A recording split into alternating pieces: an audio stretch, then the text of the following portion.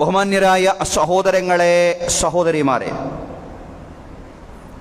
പവിത്രമായ റജബ് മാസത്തിലൂടെയാണ് നാം കടന്നു പോകുന്നത്. അല്ലാഹുമ്മ ബാരിക് ലനാ ഫീ റജബിൻ വശഅബാൻ വബല്ലിഗ്നാ റമദാൻ. ഇതാണ് നമ്മുടെ പ്രാർത്ഥന. പടച്ചവനെ, റജബിലും ശഅബാനിലും ഞങ്ങൾക്ക് നീ സമൃദ്ധി പ്രദാനം ചെയ്യണമേ. റമളാനിൽ ജീവിക്കാനുള്ള അവസരം ഞങ്ങൾക്ക് നീ നൽകി അനുഗ്രഹിക്കണമേ. ഇതാണ് നമ്മുടെ പ്രാർത്ഥന. റമളാന്റെ മുമ്പുള്ള 2 മാസങ്ങളിൽ 1 എന്നുള്ളതും പവിത്രമായ 4 മാസങ്ങളിൽ 1 എന്നുള്ളതും റജബിന്റെ പ്രത്യേകതയാണ്. പ്രവാചകൻ സല്ലല്ലാഹു അലൈഹി വസല്ലമയുടെ മിഅ്റാജ് യാത്രയുമായി ബന്ധപ്പെട്ട ചരിത്രം ഉറങ്ങുന്നതും ചില പണ്ഡിതന്മാരുടെ അഭിപ്രായമനുസരിച്ച് റജബിന്റെ അവസാനത്തിലാണ്. മിഅ്റാജിന്റെ ചരിത്രം ഇൻഷാ അല്ലാഹ് നമുക്ക് അടുത്ത ആഴ്ച വിശദീകരിക്കാം. മിഅ്റാജിനും നമസ്കാരത്തിനുമെല്ലാം മുമ്പ് തന്നെ ഇസ്ലാമിന്റെ അടിസ്ഥാന ശിലകളിൽ രേഖപ്പെടുത്തിയിട്ടുള്ളത് തൗഹീദാണ്. ഷഹാദത്തു അല്ലാ ഇലാഹ ഇല്ലല്ലാഹ്, അല്ലാഹു അല്ലാതെ മറ്റൊരു ഇലാഹുമില്ലെന്ന സാക്ഷ്യം. ആ തൗഹീദാണ് എല്ലാറ്റിൻ്റെയും മുന്നോടിയായി ഇസ്ലാമിന്റെ പഞ്ചസ്തംഭങ്ങളിൽ, അതല്ലെങ്കിൽ ആദ്യ സ്തംഭത്തിൽ രേഖപ്പെടുത്തിയിട്ടുള്ളത് എന്നുള്ളതാണ്. ആ തൗഹീദിന്റെ മഹത്വം കൂടി നാം പുനർവായിക്കേണ്ടുന്ന സന്ദർഭമാണ് റജബ് എന്ന് പറയുന്നത്. നമസ്കാരത്തിന്റെ അനുസ്മരണമായ ഇസ്രാ മിഅ്റാജിനെ ഓർക്കുന്നതോടൊപ്പം അതിന്റെ മുന്നോടിയായി ഒന്നാമത്തെ സ്തംഭത്തെ, ഒന്നാമത്തെ റുക്നിനെ നല്ലതുപോലെ നമ്മൾ അറിയണം, പഠിക്കണം, മനസ്സിലാക്കണം. അതാണ് തൗഹീദ്. ഷഹാദത്തു അല്ലാ ഇലാഹ ഇല്ലല്ലാഹ്, അല്ലാഹു അല്ലാതെ മറ്റ് ഇലാഹുകളില്ലെന്ന സാക്ഷ്യം. ആ തൗഹീദിന്റെ മഹത്വം, അതിന്റെ ശ്രേഷ്ഠത, അതിന്റെ എക്കാലത്തെയും അതുപോലെ സമകാലികമായുമുള്ള അതിന്റെ പ്രസക്തി, ഇതെല്ലാം പഠിക്കുകയും സ്വയം മനസ്സിനെ ബോധ്യപ്പെടുത്തുകയും ചെയ്യുക എന്നുള്ളതാണ്. ഉച്ചനീചത്വങ്ങളും വംശീയ വിദ്വേഷങ്ങളുമെല്ലാം വീണ്ടും പ്രചരിച്ചുകൊണ്ടിരിക്കുന്ന വല്ലാത്തൊരു കാലത്തിലൂടെയാണ് നമ്മൾ കടന്നുപോയിക്കൊണ്ടിരിക്കുന്നത്. തൗഹീദിന്റെ ഭൂമികയിൽ സമത്വത്തിലും മാനവികതയിലും അധിഷ്ഠിതമായ ഒരു സമൂഹത്തെ കെട്ടിപ്പടുക്കുവാൻ നമുക്ക് സാധ്യമാവണം. അതിനെ സംബന്ധിച്ചുള്ള ഗൗരവമുള്ള ആലോചനകളും ചിന്തകളും നമ്മിൽ ഉണ്ടാവണം എന്നുള്ളതാണ്. എന്താണ് തൗഹീദ് മുന്നോട്ട് വെക്കുന്ന അടിസ്ഥാനാശയം? അതാണ് നാം തുടക്കത്തിൽ ഓതിവെച്ച വിശുദ്ധ ഖുർആനിലെ 2-ാം അധ്യായത്തിലെ സൂറത്തുൽ ബഖറയിലെ 22-ാം വചനം. അല്ലാഹു പറയാൻ, യാ അയ്യുഹന്നാസു ഉബ്ദു റബ്ബക്കുമുല്ലദീ ഖലഖക്കും വല്ലദീന മിൻ ഖബ്ലിക്കും ലഅല്ലക്കും തത്തഖൂൻ. തൗഹീദിന്റെ വചനങ്ങൾ ഖുർആനിൽ ധാരാളമുണ്ട്. അത്തരം വചനങ്ങളിൽ ഒന്നാണ് മനുഷ്യരോടായി അല്ലാഹു തൗഹീദിന്റെ മഹത്വം പറയുകയാണ്. ജനങ്ങളെ, മനുഷ്യരെ, ഉഅ്ബുദൂ റബ്ബക്കുമുല്ലദീ ഖലഖക്കും, യാ അയ്യുഹന്നാസു ഉഅ്ബുദൂ റബ്ബക്കുമുല്ലദീ ഖലഖക്കും. നിങ്ങളെ സൃഷ്ടിച്ച നിങ്ങളുടെ രക്ഷിതാവിന് മാത്രം നിങ്ങൾ ഇബാദത്ത് ചെയ്യണേ. നിങ്ങളെ സൃഷ്ടിച്ച നിങ്ങളുടെ രക്ഷിതാവിന്റെ വഴിയിൽ മാത്രം നിങ്ങൾ അകപ്പെടണേ, അവന് മാത്രം നിങ്ങൾ വഴിപ്പെടണേ. വല്ലദീന മിൻ ഖബ്ലിക്കും ലഅല്ലക്കും തത്തഖൂൻ. നിങ്ങളെ മാത്രമല്ല, നിങ്ങളെ മുൻഗാമികളെയും സൃഷ്ടിച്ച നിങ്ങളുടെ രക്ഷിതാവിനെ നിങ്ങൾ ഭയപ്പെടണേ. ആ രക്ഷിതാവിന്റെ വഴിയിൽ മാത്രം നിങ്ങൾ അകപ്പെടണേ. അവന് മാത്രം ഇബാദത്ത് ചെയ്തുകൊണ്ട് നിങ്ങൾ ജീവിക്കണേ. ലഅല്ലക്കും തത്തഖൂൻ. എങ്കിൽ നിങ്ങൾ സൂക്ഷ്മതയുള്ളവരായി മാറിയേക്കും. തുടർന്ന് അല്ലാഹു ഭൂമിയിൽ മനുഷ്യന് നൽകപ്പെട്ട വലിയ അനുഗ്രഹങ്ങളെ വിശദീകരിക്കുകയാണ് അല്ലാഹു തുടർന്നുള്ള വചനത്തിൽ. അല്ലദീ ജഅല ലക്കുമുൽ അർള ഫിറാശൻ വസ്സമാഅ ബിനാഅൻ വഅൻസല മിനസ് സമാഇ മാഅ. ആരാണ് അല്ലാഹു? നിങ്ങളെ സൃഷ്ടിച്ച, നിങ്ങളുടെ മുൻഗാമികളെ പടച്ച അല്ലാഹു. ആ അല്ലാഹു ആരാണെന്ന് വിശദീകരിക്കുകയാണ്. അല്ലദീ ജഅല ലക്കുമുൽ അർള ഫിറാശാ. നിങ്ങൾക്ക് ഈ ഭൂമിയെ ഒരു വിരിപ്പായി മാറ്റിയവനാണ് അല്ലാഹു. വസ്സമാഅ ബിനാഅ. ആകാശത്തെ നിങ്ങൾക്ക് എടുപ്പായി മാറ്റിയവനാണ് അല്ലാഹു. വഅൻസല മിനസ് സമാഇ മാഅ. ആകാശത്തിൽ നിന്നും നിങ്ങൾക്ക് മഴ വർഷിപ്പിച്ചവനാണ് അല്ലാഹു. ഫഅഖ്റജ ബിഹി മിനസ് സമറാത്തി റിസ്ഖൻ ലക്കും.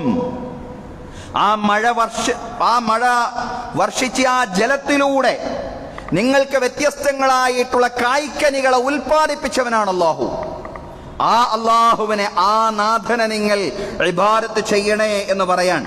നിങ്ങൾക്ക് ഭൂമിയെ വിരിപ്പാക്കി മാറ്റിയവൻ, ആകാശത്തെ എടുപ്പാക്കി മാറ്റിയവൻ, ആകാശത്തിൽ നിന്ന് മഴ വർഷിപ്പിക്കുകയും ആ മഴയിലൂടെ ഭൂമിയിൽ വ്യത്യസ്തങ്ങളായി കായ്ക്കനികളെ ഉൽപ്പാദിപ്പിക്കുകയും ചെയ്ത പടച്ചവൻ, ആ പടച്ചവന് മാത്രം ഇബാദത്ത് ചെയ്തുകൊണ്ട് നിങ്ങൾ ജീവിക്കണേ.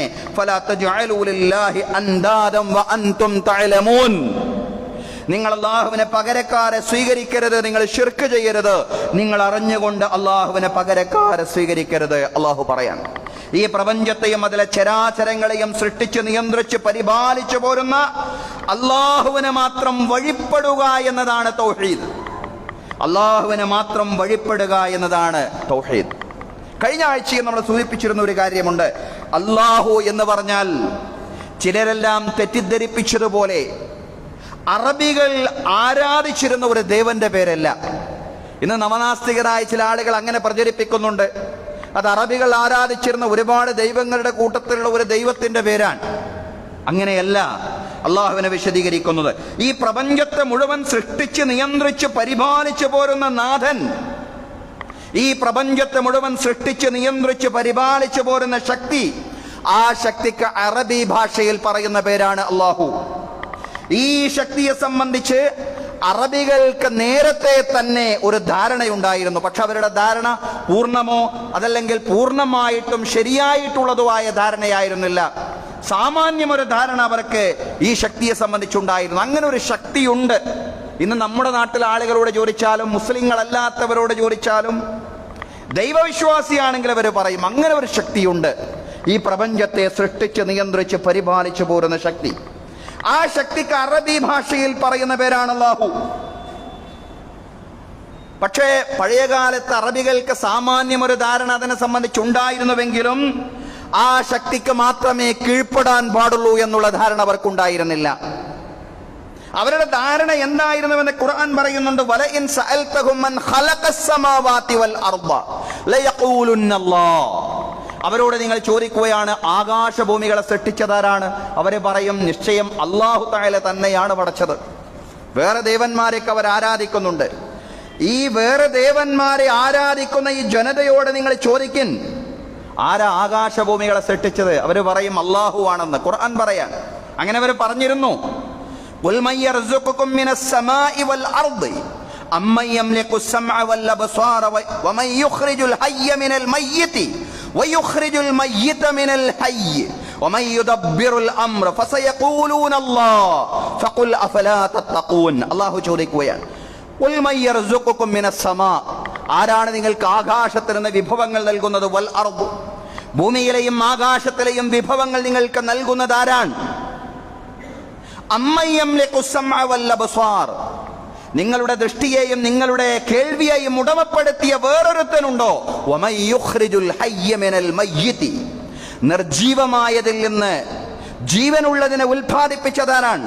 വയുഖ്രിജുൽ മയ്യിത മിനൽ ഹയ്യ, ജീവനുള്ളതിൽ നിന്ന് നിർജീവമായതിനെ ഉൽപ്പാദിപ്പിച്ചതാരാണ്? വമൻ യുദബ്ബിറുൽ അംർ, ആരാണ് ഈ പ്രപഞ്ചത്തിലെ കാര്യങ്ങളെല്ലാം ആസൂത്രണം ചെയ്യുന്നത്? ഈ ചോദ്യങ്ങളൊക്കെ അവരോട് ചോദിച്ചാൽ ഫസയഖൂലൂനല്ലാഹ്, അവര് പറയും അല്ലാഹുവാണെന്ന്. അങ്ങനെ അവര് പറഞ്ഞിരുന്നത്. അല്ലാഹുവാണ് ആകാശത്ത് നിന്ന് അവർക്ക് വിഭവങ്ങൾ നൽകുന്ന, ഭൂമിയിൽ നിന്ന് വിഭവങ്ങൾ നൽകുന്നത്. അതുപോലെ കാഴ്ചയും കേൾവിയെയും ഉടമപ്പെടുത്തുന്നതും നിർജീവമായതിൽ നിന്ന് ജീവനുള്ളതിനെയും ജീവനുള്ളതിൽ നിന്ന് നിർജീവമായതിനെയും പുറപ്പെടുവിക്കുന്നവനും കാര്യങ്ങൾ ആസൂത്രണം ചെയ്യുന്നവനും അല്ലാഹുവാണെന്ന് അവര് പറഞ്ഞിരുന്നു. പക്ഷേ അല്ലാഹ്ക്ക് മാത്രം ഇബാദത്ത് ചെയ്യുക, അള്ളാഹുവിന്റെ വഴിയിൽ മാത്രം അകപ്പെടുക എന്ന് പറയുന്ന ആ തൗഹീദിലേക്ക് അവരെത്തിയിരുന്നില്ല എന്നുള്ളതാണ്. ഈ പ്രപഞ്ചത്തെ സൃഷ്ടിച്ച് നിയന്ത്രിച്ച് പരിപാലിച്ചു പോരുന്ന ഏകനായ നാഥൻ ആരോ അവനെ മാത്രമാണ് മനുഷ്യരെല്ലാവരും കീഴ്പ്പെടേണ്ടത്. ഈ ദർശനത്തിന് പറയുന്ന പേരാണ് തൗഹീദ്. ആ നാഥനോട് മാത്രം പ്രാർത്ഥിക്കുക, ആ നാഥനെ മാത്രം ആരാധിക്കുക, അവനോട് മാത്രം സഹായം ചോദിക്കുക. വൈദാ സഅൽത ഫസ്അലില്ലാഹ് വൈദസ്തഅൻത ഫസ്തഇൻ ബില്ലാഹ്. നിങ്ങൾ ചോദിക്കുകയാണെങ്കിൽ ആ നാഥനോട് മാത്രം ചോദിക്കുക. നിങ്ങൾ സഹായാർത്ഥന നടത്തുകയാണെങ്കിൽ ആ നാഥനോട് മാത്രം സഹായാർത്ഥന നടത്തുക. പരമമായ അനുസരണം, പരമമായ കീഴ്പ്പെടൽ അവന് മാത്രം നിർവഹിക്കുക. നിരുപാധികമായ അടിമത്വം അവന് മാത്രം പ്രഖ്യാപിക്കുക. അനുസരിക്കണം, എല്ലാവരെയും അനുസരിക്കണം. പക്ഷേ പരമമായ അനുസരണം അല്ലാഹുവിനെ മാത്രം നിർവഹിക്കുക. നിരുപാധികമായ അടിമത്വം അവന് മാത്രം പ്രഖ്യാപിക്കുക. സഹോദരങ്ങളെ, ഇതാണ് തൗഹീദ്. ഈ തൗഹീദിന്റെ പ്രബോധനം നിർവഹിക്കാനാണ് 1,24,000-ൽ പരം വരുന്ന പ്രവാചകന്മാർ ലോകത്ത് നിയുക്തരായത്. വലഖദ് ബഅസ്നാ ഫീ കുല്ലി ഉമ്മത്തിൻ റസൂലൻ അൻ യഅ്ബുദുല്ലാഹ വജ്തനിബുത് താഗൂത്ത്. അല്ലാഹു തആല എല്ലാ സമൂഹങ്ങളിലും പ്രവാചകന്മാരെ നിയോഗിച്ചിട്ടുണ്ട്. അല്ലാഹുവിനെ മാത്രം കീഴ്പ്പെടണേ മനുഷ്യരെ എന്ന് പറഞ്ഞുകൊണ്ട്, താഗൂത്തിനെ നിങ്ങൾ വർജിക്കണേ, ദൈവേതര ശക്തികളെ നിങ്ങൾ വർജിക്കണേ എന്ന് പറഞ്ഞുകൊണ്ട് എല്ലാ സമൂഹങ്ങളിലേക്കും അല്ലാഹു പ്രവാചകന്മാരെ അയച്ചിട്ടുണ്ട് എന്നുള്ളതാണ്. എന്താണ് താഗൂത്ത്? വർജിക്കണമെന്ന് പറഞ്ഞ താഗൂത്ത് എന്താണ്? ഇമാം മാലിക് റഹിമഹുല്ലാ സംക്ഷിപ്തമായി വിശദീകരിച്ചു. എന്താണ് താഗൂത്തിന് അദ്ദേഹം നൽകിയ വിശദീകരണം, അതല്ലെങ്കിൽ നിർവചനം? കുല്ലു മാ യുഅബദു മിൻ ദൂനില്ലാഹി അസ്സ വജൽ. അല്ലാഹുവിന് പുറമെ മനുഷ്യർ ഇബാദത്ത് ചെയ്യുന്ന എല്ലാം, ആർക്കൊക്കെയാണോ അല്ലാഹ്ക്ക് പുറമെ ആളുകൾ ഇബാദത്ത് ചെയ്യുന്നത്, ആ ഇബാദത്ത് ചെയ്യപ്പെടുന്നവർ മുഴുവൻ താഗൂത്തുകളാണ്. അല്ലാഹുവിന് പുറമെ ആരുടെയൊക്കെ വഴിയിലാണോ ആളുകൾ അകപ്പെട്ടിട്ടുള്ളത്, ആർക്കൊക്കെയാണോ ആളുകൾ വഴിപ്പെടുന്നത്, അവരാണ് താഗൂത്തുകൾ. അല്ലാഹുവിന് പുറമെ ആളുകൾ ഇബാദത്ത് ചെയ്യുന്ന കൃത്രിമമായിട്ടുള്ള ദൈവങ്ങളാണ് താഗൂത്തുകൾ. കുല്ലുമാ യുഅബദു മിൻ ദൂനില്ലാഹി അസ്സ വജൽ. ഭാഷാ പണ്ഡിതന്മാർ അത് വിശദീകരിച്ചു പറഞ്ഞു. അത്വാഗൂത്ത് മുസ്തഖും മിനത് തുഗ്യാനി വഹുവ മുജാബസത്തുൽ ഹദ്. താഗൂത്ത് എന്ന പദം തുഗ്യാൻ എന്ന അറബി പദത്തിൽ നിന്ന് നിഷ്പന്നമായതാണ്. തുഗ്യാൻ എന്ന് പറഞ്ഞാൽ അതിന്റെ അർത്ഥം മുജാബസത്തുൽ ഹദ്ദാണ്, പരിധി വിട്ട് കിടക്കുക എന്നുള്ളതാണ് തുഗ്യാൻ എന്ന പദത്തിന്റെ അർത്ഥം. ആ തുഗ്യാനിൽ നിന്നാണ് താഗൂത്ത് എന്ന പദം പിടിച്ചെടുത്തത് എന്ന് ഭാഷാ പണ്ഡിതന്മാർ വിശദീകരിച്ചു. ഈ ഭാഷാ വിവക്ഷയോട് ഏറ്റവും ചേർന്ന് നിൽക്കുന്ന രീതിയിൽ ഇമാം ഇബ്നുൽ ഖയ്യിം റഹിമഹുല്ലാഹ് വിശദീകരിച്ചു. അത്വാഗൂത്ത് കുല്ലു മാ തജാവസ ബിൽ അബ്ദു ഹദ്ദഹു മിൻ മഅബൂദിൻ ഔ മത്ബൂഇൻ ഔ മുതാഇൻ. സമഗ്രമായ വിശദീകരണമാണ് ഇമാം ഇബ്നുൽ ഖയ്യിം റഹ്മത്തുള്ളാഹി അലൈഹിയുടേത്. അദ്ദേഹം പറഞ്ഞു, താഗൂത്ത് എന്ന് പറഞ്ഞാൽ കുല്ലു മാ തജാവസ ബിൽ അബ്ദു ഹദ്ദഹു, പരിധി വിട്ട് കടന്ന എല്ലാ അബ്ദുമാണ്. അബദിയത്തിന്റെ അടിമ എന്ന് പറയുന്ന ഒരു പരിധിയുണ്ട്, അടിമത്വത്തിന്റെ പരിധി, അള്ളാഹുവിന്റെ അടിമയാവുക എന്ന് പറയുന്ന പരിധി. ആ പരിധി വിട്ട് കടന്ന എല്ലാം താഗൂത്തുകളാണെന്ന് ഇമാം ഇബ്നുൽ ഖയ്യിം റഹിമഹുല്ലാഹ് വിശദീകരിക്കുകയാണ്. മിൻ മഅബൂദിൻ, അത് ആരാധിക്കപ്പെടുന്നത് എന്ന നിലയിൽ പരിധി വിട്ട് കടന്നതാണെങ്കിലും, ഔ മത്ബൂഇൻ, അതല്ലെങ്കിൽ സ്വതന്ത്രമായി പിന്തുടരപ്പെടുന്നത് എന്ന രീതിയിൽ പരിധി വിട്ട് കടന്നതാണെങ്കിലും, ഔ മുതാഇൻ, അതല്ലെങ്കിൽ നിരുപാധികമായി പരമമായി അനുസരിക്കപ്പെടുന്നത് എന്ന രീതിയിൽ പരിധി വിട്ട് കടന്നതാണെങ്കിലും, നിരുപാധികമായോ പരമമായോ അനുസരിക്കപ്പെടുന്നത് എന്ന രീതിയിലോ, സ്വതന്ത്രമായി പിന്തുടരപ്പെടുന്നത് എന്ന രീതിയിലോ, ആരാധിക്കപ്പെടുന്നത് എന്ന രീതിയിലോ അബുദിയത്തിന്റെ പരിധികൾ വിട്ടുകടന്ന എല്ലാറ്റിനും പറയുന്ന പൊതുവായുള്ള പേരാണ് ത്വാഗൂത്ത് എന്ന് ഇമാം ഇബ്നുൽ ഖയ്യിം റഹിമഹുല്ലാഹ് വിശദീകരിക്കുകയാണ്. എന്നാൽ എന്താണ് നിരുപാധികമായി അനുസരിക്കപ്പെടുക എന്നതിന്റെ വിവക്ഷ? ശൈഖുൽ ഇസ്ലാം വ ശൈഖുൽ ഈമാൻ വ തൗഹീദ് അശ്ശൈഖ് മുഹമ്മദ് ഇബ്നു അബ്ദുൽ വഹാബ് അത് വിശദീകരിച്ചുകൊണ്ട് പറയാണ്, ഔ മുതാഉൻ ഫീ ഗൈരി ത്വാഅത്തില്ലാഹി വ റസൂലിഹി വഹുവ ത്വാഗൂത്ത്. അല്ലാഹുവിനും റസൂലിനും എതിരായ രീതിയിൽ അനുസരിക്കപ്പെടുന്ന ശക്തികളുണ്ടല്ലോ, അതാണ് ത്വാഗൂത്ത്. അപ്പൊ ത്വാഗൂത്ത് എന്താണ്? വർജിക്കപ്പെടേണ്ടുന്ന ത്വാഗൂത്ത് എന്താണ്? എന്താണ് ഇസ്ലാമിലെ തൗഹീദ്? അതല്ലെങ്കിൽ അള്ളാഹുവിനെ മാത്രം വഴിപ്പെടുക എന്ന് പറഞ്ഞതിന്റെ വിവക്ഷ എന്ന് ലളിതമായി മനസ്സിൽ ഉണ്ടാകുമെന്ന് മനസ്സിലാക്കുകയാണ് സഹോദരങ്ങളെ. അള്ളാഹുവിനെ മാത്രമാണ് സമ്പൂർണവും നിരുപാധികവുമായ കീഴ്പ്പെടൽ, അതാണ് തൗഹീദ്. ഇതിന് തീർത്തും എതിരായ ആശയമാണ് ശിർക്ക് എന്ന് പറയുന്നത്. ഈ പ്രപഞ്ചത്തിന്റെ സൃഷ്ടാവും നിയന്താവും അള്ളാഹു ആണെങ്കിലും അള്ളാഹുവിന് പുറമെ മറ്റ് കൃത്രിമ ഇലാഹുകളെ കൂടി ആരാധിക്കാം, ഇപ്പറഞ്ഞ താവൂത്തുകളെ കൂടി ആരാധിക്കാം, അവർക്ക് വഴിപ്പെടാം, അവയോട് പ്രാർത്ഥിക്കാം, അവയ്ക്ക് നിരുപാധികമായിട്ട് കീഴ്പ്പെടാമെന്ന വിശ്വാസമാണ് ശിർക്ക് എന്ന് പറയുന്നത്. ശിർക്കനുസരിച്ച് ഓരോ കുലങ്ങൾക്കും ഓരോ ഗോത്രങ്ങൾക്കും ഓരോ പ്രദേശങ്ങൾക്കും ഓരോ ആരാധനാമൂർത്തികളാണ്. അത് ബിംബങ്ങളുടെ കാര്യമെടുക്കുകയാണെങ്കിലും, ഇനി ആളുകൾ വിളിച്ചു പ്രാർത്ഥിക്കപ്പെടുന്ന ഔലിയാക്കൾ ഉണ്ടല്ലോ, ആ ഔലിയാക്കളുടെ കാര്യം എടുക്കുകയാണെങ്കിലും, നമ്മുടെ നാട്ടിൽ ചിലരൊക്കെ പറയും മുദബ്ബിറുൽ ആലം എന്ന് പറഞ്ഞിട്ട് കോഴിക്കോടുള്ള ഒരു ഷെയ്ഖാണെന്ന് പറയും. പക്ഷെ അങ്ങനെ ബഗ്ദാദിലെ ആളുകൾ വേറൊരാളെ സംബന്ധിച്ച് പറയുന്നുണ്ടാവും, അതല്ലെങ്കിൽ വേറെ ഈജിപ്തിലുള്ള ആളുകൾ വേറെ പലരെക്കുറിച്ചും അങ്ങനെയൊക്കെ പറയുന്നുണ്ടാവും. കാരണം അങ്ങനെ അവർക്ക് പരിചയമുള്ള അവരുടെ തെറ്റായ ധാരണകൾ വെച്ചുകൊണ്ടവർ ഓരോരുത്തരെ സംബന്ധിച്ചും ഓരോ പ്രദേശത്തുകാർക്കും ഓരോ കുലങ്ങൾക്കും ഓരോ ഗോത്രങ്ങൾക്കും ഓരോ ആരാധനാമൂർത്തികൾ എന്നുള്ള കാഴ്ചപ്പാടാണ് ശിർക്കിനുള്ളത്.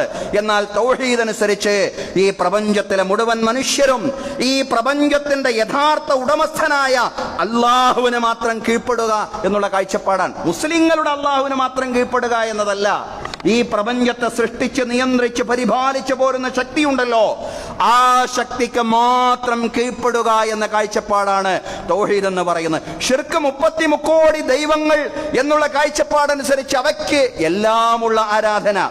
33 കോടി ദൈവങ്ങളുടെ പേരിൽ മനുഷ്യരെ ശിർക്ക് ഛിന്ന ഭിന്നമാക്കുമ്പോൾ തൗഹീദ് പ്രപഞ്ചനാഥനിൽ മനുഷ്യനെ ഒന്നിപ്പിക്കുകയാണ്. അവിടെയാണ് തൗഹീദിന്റെ സൗന്ദര്യം നമുക്ക് ബോധ്യമാവുക. ആരിലാണ് തൗഹീദ് ബന്ധിപ്പിക്കുന്നത്? എന്നെയും നിങ്ങളെയും ഈ പ്രപഞ്ചത്തിലെ മുഴുവൻ ചരാചരങ്ങളെയും സൃഷ്ടിച്ച് നിയന്ത്രിച്ച് പരിപാലിച്ചു പോരുന്ന പടച്ചവൻ, ആ പടച്ചവനിൽ മനുഷ്യരെ ഒന്നിപ്പിക്കുക, ഇതാണ് തൗഹീദ്. തൗഹീദ് എന്ന് പറഞ്ഞ ഏകനായ അള്ളാഹുവിന് മാത്രം ഇബാദത്ത് ചെയ്യുക എന്നത് അതിന്റെ ഒരു താല്പര്യമാണ്. അതോടൊപ്പം തന്നെ തൗഹീദുൽ ഉമ്മയാണ്, സമൂഹത്തെ ഒന്നിപ്പിക്കുകയാണ്, ഒരാദർശത്തിൽ ഒന്നിപ്പിക്കുകയാണ്. ശിർക്കാണെങ്കിൽ ഒരാദർശത്തിൽ ഒന്നിക്കാൻ കഴിയില്ല. കാരണം ഓരോ ഗോത്രങ്ങൾക്കും ഓരോ കുലങ്ങൾക്കും ഓരോ പ്രദേശങ്ങൾക്കും ഓരോ ഇലാഹുകൾ എന്നുള്ള കാഴ്ചപ്പാടാണ് ശിർക്ക് മുന്നോട്ട് വെക്കുന്നത് എന്നുള്ളതാണ്. അതുകൊണ്ട് തൗഹീദിന്റെ സൗന്ദര്യം അതിന്റെ സാമൂഹികമായ സൗന്ദര്യമാണ്. മനുഷ്യരെ ഒന്നിപ്പിക്കുന്ന ആദർശവചനം എന്നുള്ളതാണ് തൗഹീദിന്റെ പ്രത്യേകത എന്ന് പറയുന്നത്. ആ പ്രത്യേകതയെ മുൻനിർത്തിക്കൊണ്ടായിരുന്ന പ്രവാചകന്മാര് തൗഹീദിന്റെ പ്രബോധനം നിർവഹിച്ചിരുന്ന ചരിത്രത്തിൽ എന്ന് നമുക്ക് കാണാൻ സാധിക്കുന്നതാണ്. മഹാനായ പ്രവാചകൻ യൂസുഫ് അലൈഹിസ്സലാം, അദ്ദേഹം ജയിലിൽ കിടക്കുന്ന തന്റെ കൂട്ടുകാരോട് ജയിലിൽ വെച്ച് പ്രബോധനം ചെയ്യുമ്പോ മഹാനായ പ്രവാചകൻ പറയുന്നുണ്ടല്ലോ, യാ സ്വാഹിബൈ സിജ്നി അർബാബുൻ മുതഫരിഖൂന ഖൈറുൻ അമില്ലാഹുൽ വാഹിദുൽ ഖഹാർ. എൻ്റെ ജയിലിലെ കൂട്ടുകാരെ, വ്യത്യസ്തങ്ങളായ റബ്ബുകളാണോ ഓരോ ഗോത്രങ്ങൾക്കും ഓരോ കുലങ്ങൾക്കും ഓരോ പ്രദേശങ്ങൾക്കും ഓരോ ഇലാഹ് ഓരോ ആരാധ്യ വസ്തുക്കൾ എന്നുള്ള കാഴ്ചപ്പാടാണോ ഉത്തമം? അമില്ലാഹുൽ വാഹിദുൽ ഖഹാർ, അതോ പരമാധികാരിയായ പടച്ചതമ്പുരാനെ ഈ പ്രപഞ്ചത്തെ സൃഷ്ടിച്ച് നിയന്ത്രിച്ച് പരിപാലിക്കുന്ന പടച്ചവൻ ആരോ, ശക്തി ആരോ, ആ പടച്ചവന് മാത്രം ഇബാദത്ത് ചെയ്യുക എന്നുള്ള കാഴ്ചപ്പാടാണോ ഏറ്റവും ഉത്തമമായത്? മനുഷ്യർക്ക് ഒന്നിക്കുവാൻ ഏറ്റവും ഉത്തമമായ കാഴ്ചപ്പാട് ഏതാണ് എന്ന് ചോദിക്കുകയാണ് മഹാനായ പ്രവാചകൻ യൂസുഫ് അലൈഹിസ്സലാം. സഹോദരങ്ങളെ, തുടർന്ന് യൂസുഫ് അലൈഹിസ്സലാം പറയുന്നുണ്ട്, മാ തഅബുദൂന മിൻ ദൂനിഹി ഇല്ലാ അസ്മാഅൻ സമ്മൈതുമുഹാ അൻതും വആബാഉകും മാ അൻസലല്ലാഹു ബിഹാ മിൻ സുൽത്താൻ. അല്ലാഹുവിന് പുറമെ നിങ്ങൾ ആരാധിച്ചു കൊണ്ടിരിക്കുന്ന ഈ മൂർത്തികളുണ്ടല്ലോ, ഈ കൃത്രിമമായിട്ടുള്ള, യഥാർത്ഥത്തിൽ അവയ്ക്ക് ശക്തിയില്ല, പക്ഷേ ശക്തിയുണ്ടെന്ന് മനസ്സിലാക്കിക്കൊണ്ട് നിങ്ങൾ കൃത്രിമമായ രീതിയിൽ തെറ്റിദ്ധരിച്ചൊരു ശക്തിയായിട്ട് അംഗീകരിച്ചു പോരുന്ന ഈ ഇലാഹുകളുണ്ടല്ലോ, അത് എല്ലാ അസ്മാഅൻ സമ്മൈതുമുഹാ, നിങ്ങൾ പേര് വെച്ച കുറെ പേരുകളാണ്. ഇല്ലാ അസ്മാഅൻ സമ്മൈതുമുഹാ അൻതും വആബാഉകും, നിങ്ങളും നിങ്ങളുടെ പിതാക്കന്മാരും പേര് വെച്ച കുറെ പേരുകളാണ്. മാ അൻസലല്ലാഹു ബിഹാ മിൻ സുൽത്താൻ, അള്ളാഹു ഒരു തെളിവും അവതരിപ്പിച്ചിട്ടില്ല. അള്ളാഹു അവന്റെ കൂടെ ഉലൂഹിയത്തിൽ ഇവർക്കെല്ലാം പങ്കാളിത്തം നൽകുന്ന രീതിയിൽ ഒരു തെളിവും അവതരിപ്പിച്ചിട്ടില്ല. അതുകൊണ്ട് ഇനിൽ ഹുക്മു ഇല്ലാ ലില്ലാഹ്, അതീശത്വം എപ്പോഴും പടച്ചതമ്പുരാന് മാത്രമാണ്. അമറ അല്ലാ തഅബുദു ഇല്ലാ ഇയ്യാഹ്, അവനെ മാത്രം കീഴ്പ്പെട്ട് ജീവിക്കാനാണ് ആ പടച്ചവൻ കൽപ്പിക്കുന്നത്. ദാലിക ദീനുൽ ഖയ്യിം, അതാണ് ഋജുവായ ശരിയായ മാർഗമെന്ന് പറയുന്നത്. വലാകിന്ന അക്സറൻ നാസി ലാ യഅലമൂൻ, പക്ഷേ അധിക ആളുകളും അറിയുന്നില്ല. സഹോദരങ്ങളെ, എന്താണ് യൂസുഫ് അലൈഹിസ്സലാമയുടെ ഈ പ്രബോധന സന്ദേശത്തിൽ നിന്ന് നമുക്ക് മനസ്സിലാക്കാൻ കഴിയുന്നത്? വ്യത്യസ്തങ്ങളായ ദൈവങ്ങളാണോ അതോ ഏകനായ പടച്ചവൻ എന്നുള്ള കാഴ്ചപ്പാടാണോ മനുഷ്യർക്ക് ഉത്തമമായിട്ടുള്ളത്?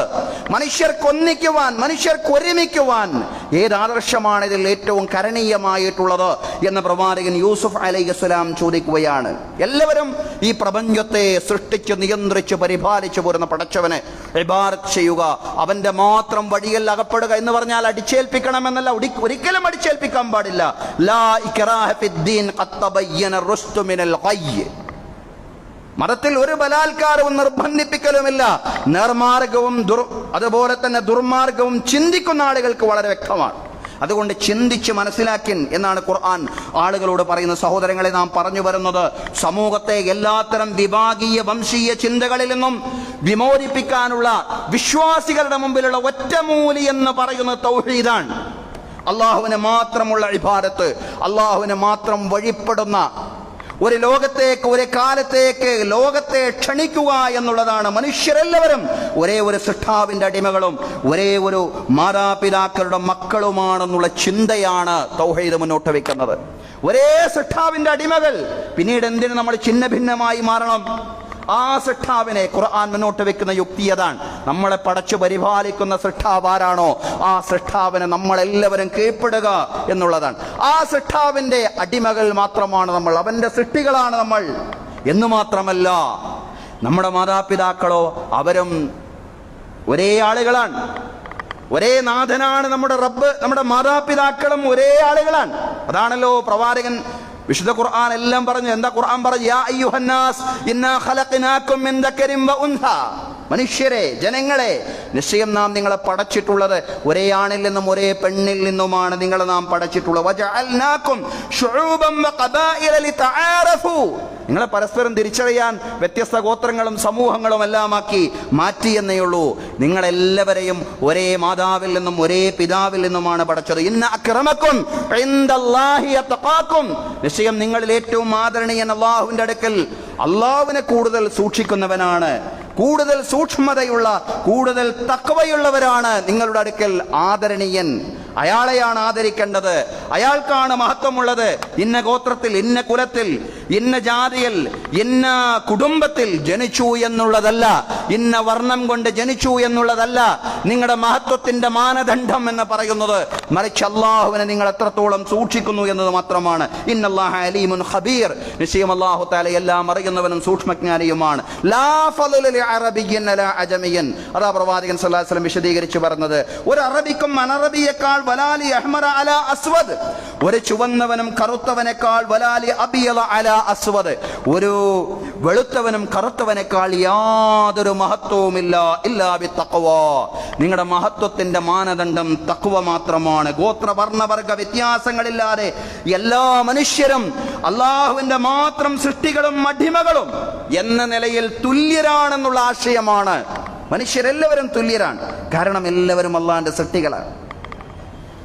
ചില ബഹുദൈവത്വ കാഴ്ചപ്പാടുകൾ അനുസരിച്ച് മനുഷ്യരിൽ ചിലരെ ദൈവത്തിന്റെ ശിരസിൽ നിന്നും, ചിലരെ ഉടലിൽ നിന്നും, ചിലരെ ദൈവത്തിന്റെ പാദങ്ങളിൽ നിന്നും പടച്ചു. അതുകൊണ്ട് ആ അവയവങ്ങളുടെ മഹത്വം അനുസരിച്ച് ആ മനുഷ്യന്റെ മഹത്വം എന്ന് പറയുന്നുണ്ട് ചിലർ. അങ്ങനെയല്ല. തൗഹീദിന്റെ കാഴ്ചപ്പാടെന്ന് പറയുന്നത് എല്ലാവരും പടച്ചവന്റെ സമാന സൃഷ്ടികളാണ്. ആകെയുള്ള വ്യത്യാസം ആണും പെണ്ണുമെന്നുള്ള വ്യത്യാസം മാത്രമാണ്. ഗോത്രവർണ്ണവർഗ ഭാഷാ വ്യത്യാസങ്ങൾ, അതിന്റെ പേരിലുള്ള മേനിനടിക്കൽ നിന്നും ഒരർത്ഥവുമില്ല. നിങ്ങളുടെ മഹത്വത്തിന്റെ മാനദണ്ഡം അത് തഖ്വയാണ്. അതാണ് തൗഹീദ് എന്ന് പറയുന്നത്.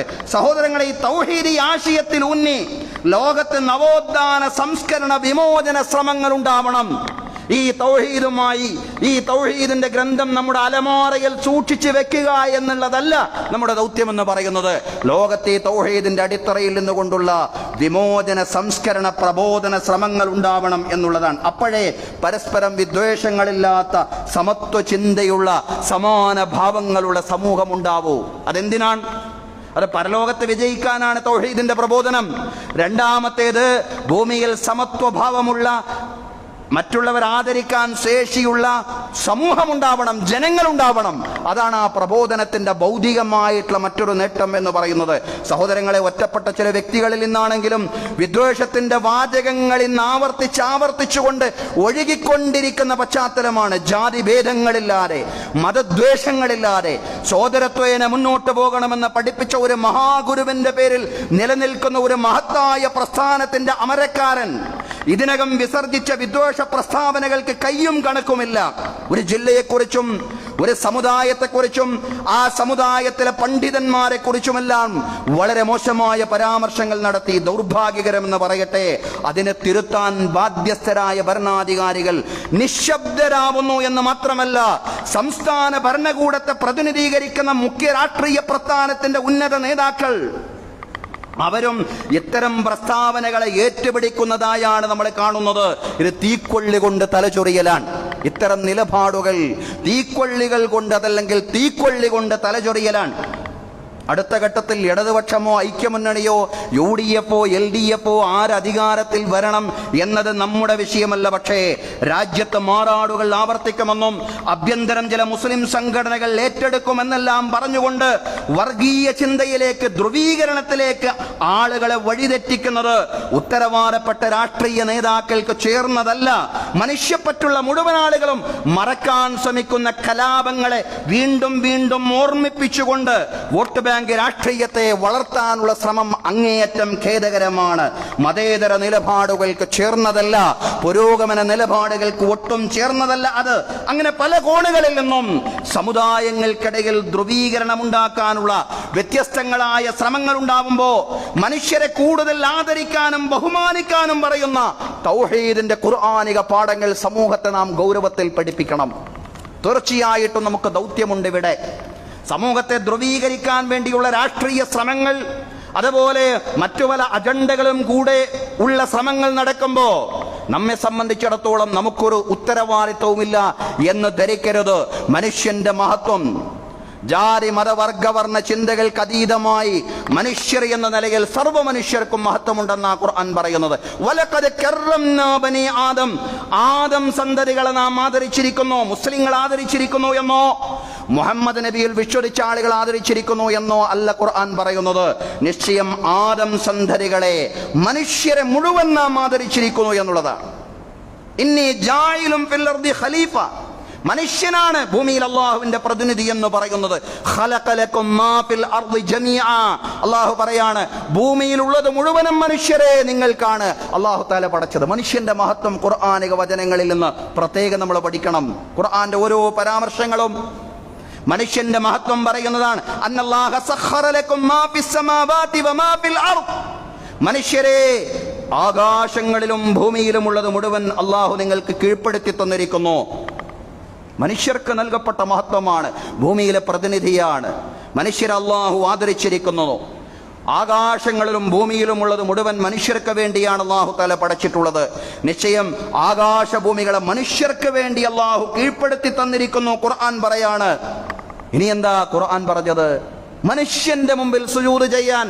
ആരോട്? അള്ളാഹുവിന്റെ സമീപസ്ഥരായ മലക്കുകളോട്. വഇദ ഖാല റബ്ബുക ലിൽ മലായികതി ഉസ്ജുദൂ ലി ആദം, നിങ്ങൾ വഇദ ഖാല റബ്ബുക ലിൽ മലായികതി ഉസ്ജുദൂ ലി ആദം, ആദമിനെ നിങ്ങൾ സാഷ്ടാംഗം ചെയ്യണേ, ആദമിന്റെ മുമ്പിൽ നിങ്ങൾ പ്രണമിക്കണേ പറയാണ്. ഫസജദൂ, എല്ലാവരും കുനിഞ്ഞു പോയില്ല. ഇബ്ലീസ്, എല്ലാവരും സാഷ്ടാംഗം ചെയ്തു, ഇബ്ലീസ് ഒഴികെ. അബാ വസ്തക്ബറ വകാന മിനൽ കാഫിരീൻ, ഇബ്ലീസ് വിസമ്മതിച്ചു, നിഷേധികളിലും അഹങ്കാരികളും പെട്ടുപോയി.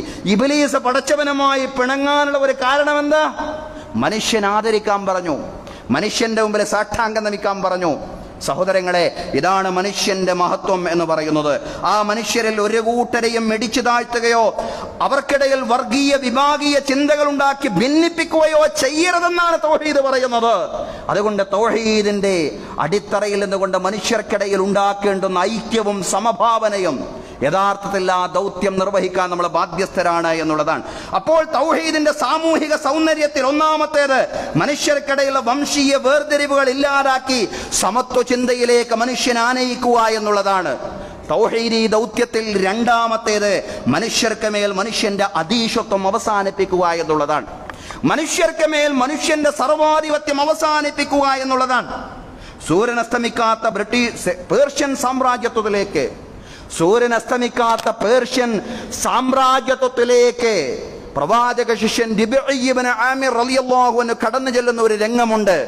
തൗഹീദിന്റെ അടിത്തറയുള്ള വിമോചന സന്ദേശവുമായാണ് റിബഈ റളിയല്ലാഹു അൻഹു പേർഷ്യയിലേക്ക് കടന്നു ചെല്ലുന്നത്. പേർഷ്യൻ സേനാനായകനായ റുസ്തുമിനോട് പറയുന്നത് തൗഹീദിന്റെ വിമോചന മുദ്രാവാക്യമാണ്.